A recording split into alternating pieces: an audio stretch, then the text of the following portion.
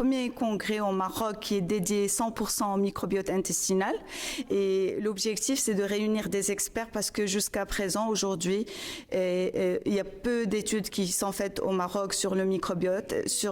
Le microbiote est étudié dans d'autres populations caucasiennes, entre autres, mais marocaines, on n'a pas les spécificités du microbiote marocain. Donc l'objectif, c'est de voir un petit peu la caractéristique du microbiote marocain, s'inspirer des expériences de nos experts qui sont invités aujourd'hui, qui viennent de France, qui viennent du Canada et d'ailleurs, et bien sûr de nos chercheurs pour voir un petit peu ce qu'on peut faire sur le microbiote marocain et justement pour améliorer la qualité de vie des patients et pour justement améliorer aussi la réponse au traitement, notamment en oncologie.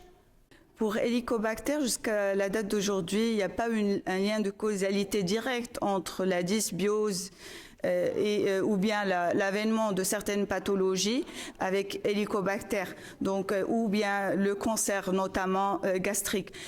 Donc il n'y a pas un lien de causalité directe, mais l'objectif de ce congrès et du travail sur le microbiote en général, c'est de pouvoir élaborer des causalités entre justement les mauvaises habitudes alimentaires. Quand on change un régime alimentaire, c'est vrai qu'on avait un régime méditerranéen. Aujourd'hui, on a un régime plutôt occidental avec les fast-foods et tout. Donc certainement, il y a une dysbiose derrière et cette dysbiose induit une inflammation qui pourrait amplifier la pathologie ou encore entraver la réponse au traitement. Voilà. Tout à fait. Donc au Centre Mohamed VI pour la recherche et l'innovation, nous avons fait le génome marocain, nous avons fait du séquençage whole génome pour identifier 109 génomes marocains. Aujourd'hui, on veut aller sur le microbiote et justement avoir cette cartographie du microbiote intestinal marocain et voir chez les personnes normaux et chez les personnes